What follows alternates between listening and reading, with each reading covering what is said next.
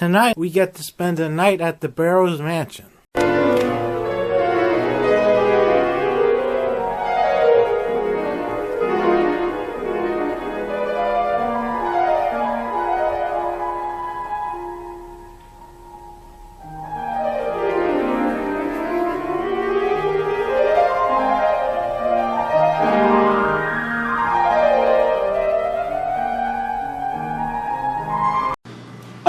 So in here we have the living area, which is right now undergoing the window restoration. So the windows have actually been done. They were all dipped. They're all right here. You can see the process that they actually use is that they take the windows, they dip them in a solution, and it strips all of the paint, 200 and so on years of paint that are on here. And then what they actually do is that they reglaze them. So all these window panes have actually been reglazed. Oh. That's the glazing in here, where they've all been redone. And then they have to be all repainted for both interior and exterior color to match. So interior is a little bit more white, exterior is a little bit more antique white, a little bit more off-white. So that's why from now the exterior seems a little different, even though it's not, because these are the storm windows that were put in the mansion somewhere around 1995. These are not going to stay here. These are actually going to be discarded once the windows are placed back in. So these windows go in, storm windows come out, and then they go in the trash. We're no longer going to have storm windows because, number one, exterior-wise, they don't look correct at all. And number two, they're certainly not historical in any way. So they're going to be going. And now with the new windows, or the original windows being restored, it's actually going to be a little bit tighter than it was, so we really shouldn't have a need for storm windows the way we did previously. Oh, okay. This is the parlor area, same thing. Some of the windows actually fell out during some of the wind that we had, so we actually had to put plywood there temporarily. So that's been another routine issue that's occurred here. So every window in the house essentially has been pulled out.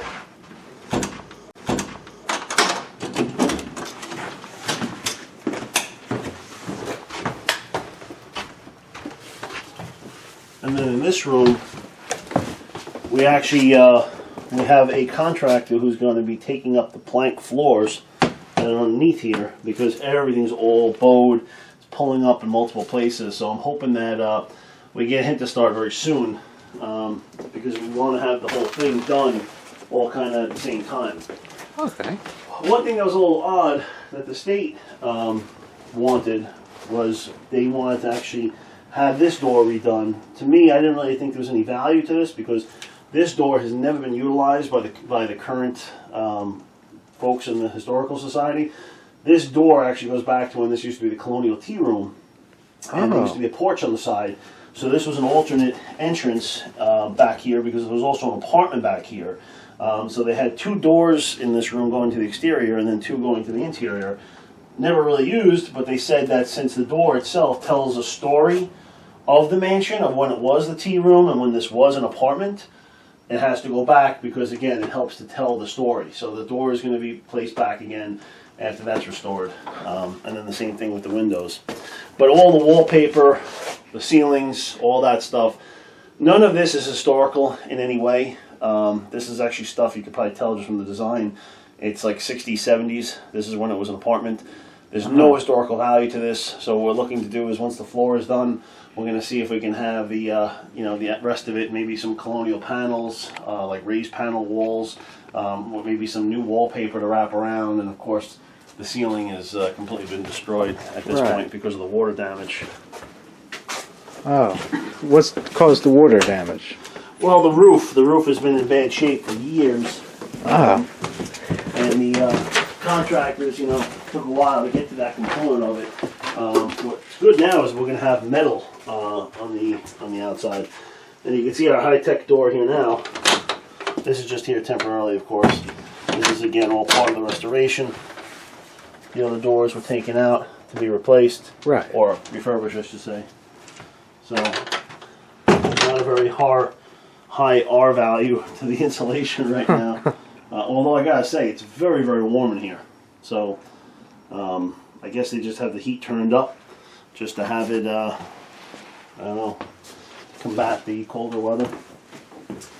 So, but then this area too, you know, at some point I'd like, and I hope other board members would feel the same way, but I'd really like it for the Historical Society to use some of its funds once the lease is done, so that we can actually redo this kitchen. Because again, this kitchen, as you can see from the fluorescent lights and the ceiling and all that, this is not historical in any way. This is an apartment taken right out of 1965. So there's no, this doesn't really match the features of the house at all.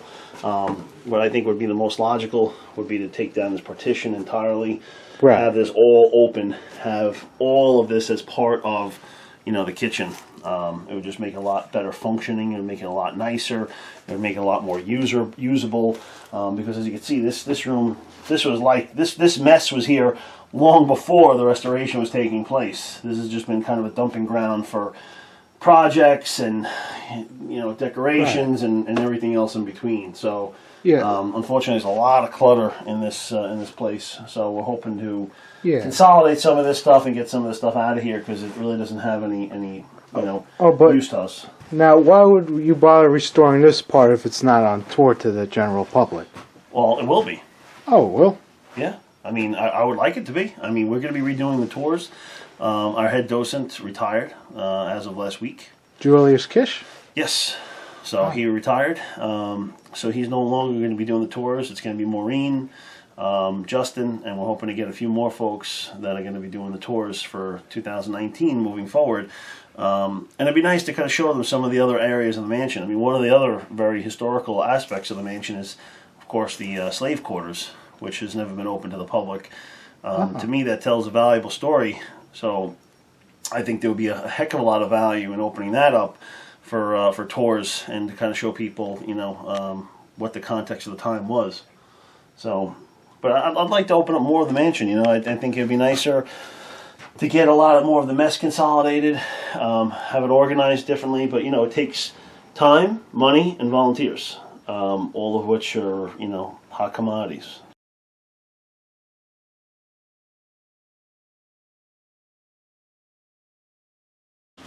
Doesn't seem to be any functional light in here right now. Basically, in this room, there's a lot of cool stuff. I think the, you know, history of Matawan, but yeah, it's a bit cluttery. Yeah, what's this room? I don't know what this is really referred to as, other than like an exhibit room, but Oh, I meant that. oh, well, this is the second entrance to our office. Oh, is there a light in here? Yeah, there's a light in this one. There's a lot of cool stuff in here. Yeah. These are the original journals. Oh. So that's kind of cool. But you see up here, what I really like to have happen up here is to actually make this room not really like, you know, a place for big desks and stuff like that, but maybe have like one desk and have this as a research room. So, you know, if any of our members are doing a project, or, you know, need to do something, need to do research, want to, you know, lay things out, this would be like an ideal place to do it. Because right now it's been kind of a lot of clutter. You know, just, I mean, I think the archivist used to use this as her office and, you know, fool around over here and stuff like that. But right, you know, it's it'd be nice to make this more of a research room, a real archive room. There's a lot of stuff up here, though. Yeah. See, if we keep this door open here, only in like the dead of winter, so that the heat can get through, so the pipes don't freeze. Now, I think down here to the corner is the secret room. There's two of them, one on each side. Oh, I had no idea. Yep. There's no light down there, so. That was whenever we come back during the day. Oh yeah, definitely. In here, there's no light in here either. But there's also a whole load of apothecary-oriented stuff. What's apothecary? Apothecary was like the the original pharmacies. So we had Sanford Drugs in town. That was like one of the bigger pharmacies. When you went way back, it was an apothecary where you went to do more than just get your pills and powders and stuff. You know, you went there for soda, you went there for social, you went there for kind of like, it was more like almost like a general store. But lots of odds and ends. Yeah. And truthfully, it's been so long since I've even paid attention to any of this stuff here. There's the Farmers and Merchants Bank in Middletown Point. That was where the Bank of America is now. That was the first bank in Monmouth County. Ah. Still a lot of stuff here relating to the bank.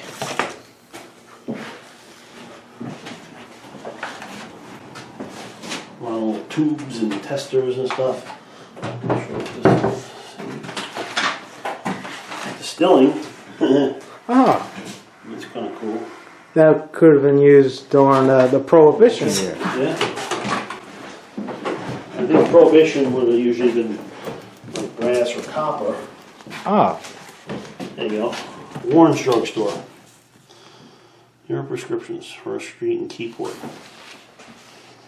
Maybe I should be given to the Keyport Historical Society. Yeah, I mean that's kind of the thing, you know. I mean it's cool, but to me, if it's something, I mean, Keyport has a fantastic historical society. To me, things like this would be way more appropriate for them than they are for us. You know, because it pertains to their town. You know, Right. That might just be one example, but like this is our town, Sanford, as I mentioned before. This is Sanford's. He actually was abducted during Prohibition. Sanford, right in front of his son. Ah. Yeah, anyway, he was taken for ransom.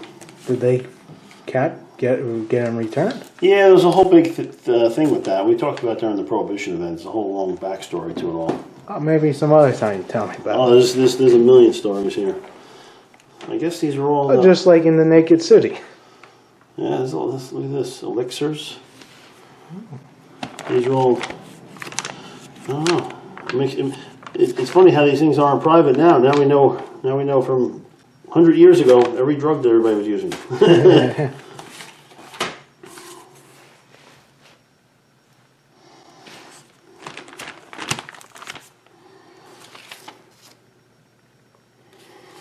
This is something that should be scanned and preserved. Well, I mean, I don't know how significant it would be to know. Well, it might not be significant to us, but Yeah, I it's guess. some. I mean, if you wanted to know if your great-great-grandmother was using aspirin, I guess it would be helpful. Right, but I think it's just something so unique. Yeah, look at this one. Hydrogen peroxide, Listerine, glycerin. It's like a whole concoction they make. Huh. Chase A. Usman, chemist and druggist. That's Manhattan, though. 7th Avenue between 11th and 12th Streets, New York, New York. Why is that just doing here? It might have just been the prescription labels maybe they used. Probably not. No, see, look, no, this is a prescription book from Manhattan, Beekman Street, New York. So this doesn't really pertain to Matawan history, but I guess it does tell the history of the pharmaceutical industry, I suppose. Right. I mean, you know, I know.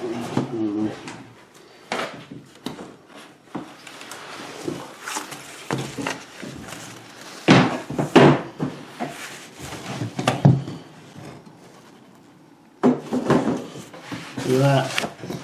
Plates? Plates for printing. Oh. Printing certificates from the bank. Farmers and Merchants Bank. Look at that. Cool. Oh, that's cool. Wardell's.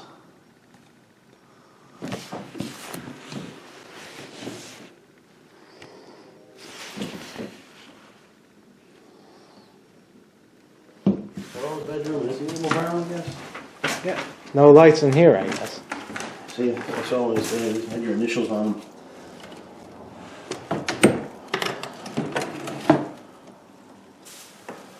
That's super duper old. Cool. Let's see if we got a date in there. This was like a real big mansion for its day. Like you knew you had some serious money when you had a place like this. So what's the...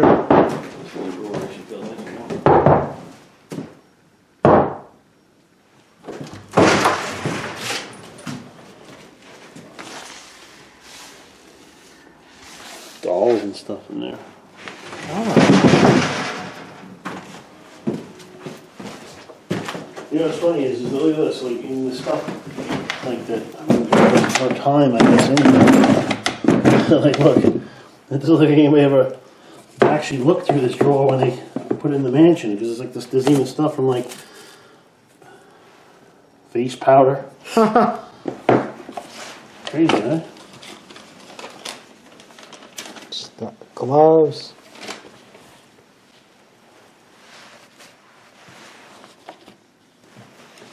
This slave robe came to us in 1941 from our aunt, Elizabeth Brown Du Bois. She lived many years in her home, 193 Main Street, Matawan. We were told by her grandmother, Mrs. Joanna West Brown, who made it in 1865 when she lived on John Street in South Amboy, that the wool cost $37.50. Grandma and the family later moved to Browntown, New Jersey. Huh. I don't know what robe they're talking about, because probably could be sitting here. All right.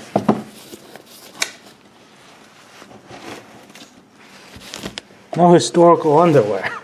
Yeah. You never know. Small feet. This looks like one of those Chinese one with those blind feet. Well, blonde hair clips. That's from in the 20s.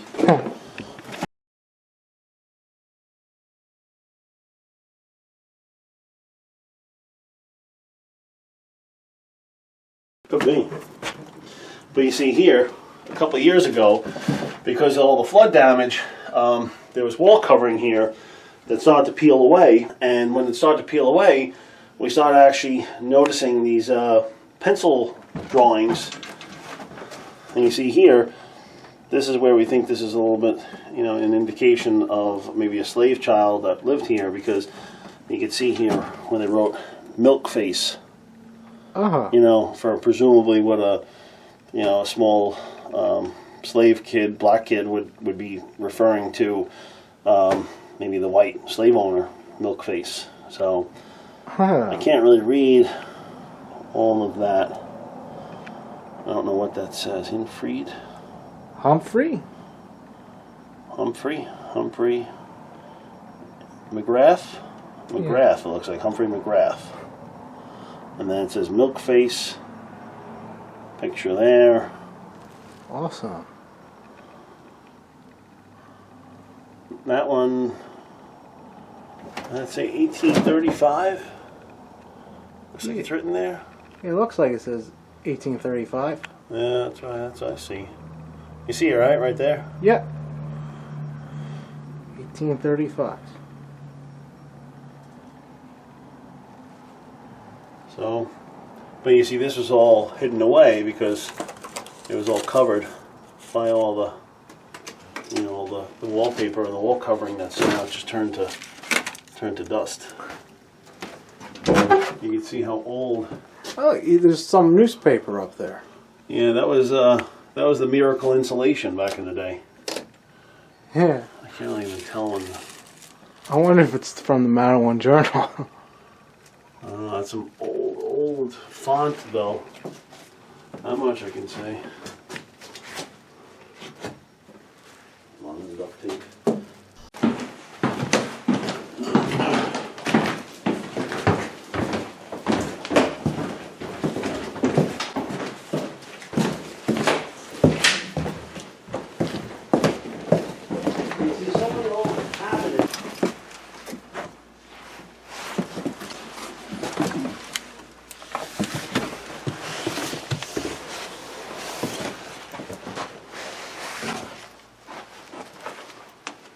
Lots more stuff. Anything you would say about this room for the restoration? Well, this was a potato closet, basically. This would have been where they would have stored some of the food, vegetables, things of that nature, because especially in the summertime without air conditioning, this is the closest thing you had to a refrigerator. Underground, of course, it's always a consistent temperature, so you'd have a little bit more of an ability to keep stuff preserved longer.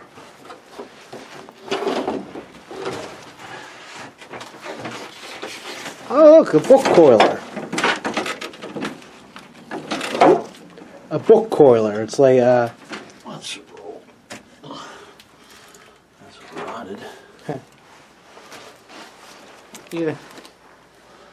What does it say on it? Point Pleasant Galleries.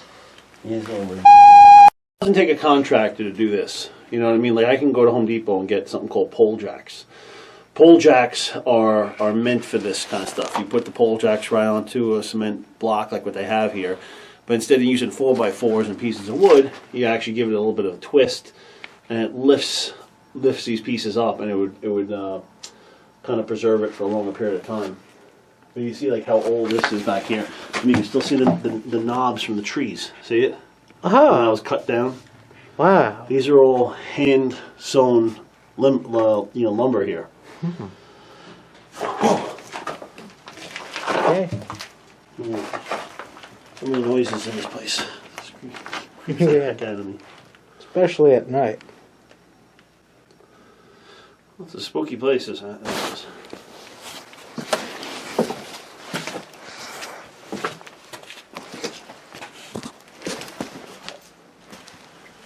So we go through a lot of dehumidifiers here.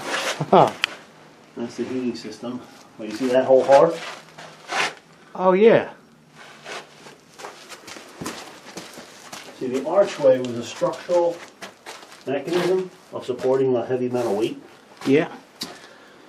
And then I guess this was the clean out for the fireplace. You push this back and you cleaned it out. I mean, I don't think, they may have used this as a storage as well at some point. There was no other kind. Jugs, Prohibition. You see, this would have been for storage right here. This probably would have been a wine cellar right here. Ah. You see the way it's like set up like that? Yeah.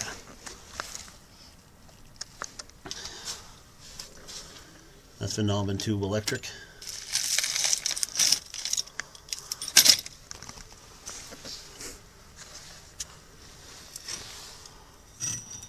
Now that's a murder weapon. Iron spike.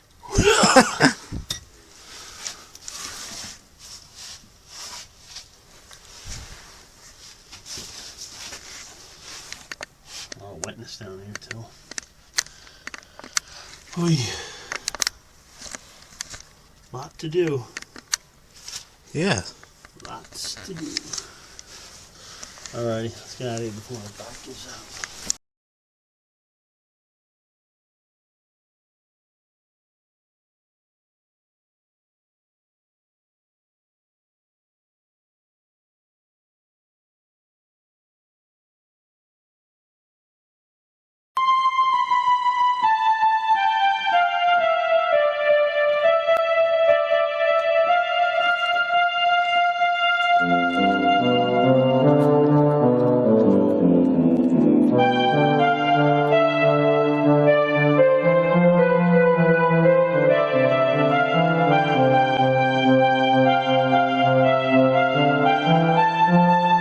And it wasn't up until he had like a fit of coughing on one particular day that he actually coughed up the bullet. Oh, wow. You know, Cool.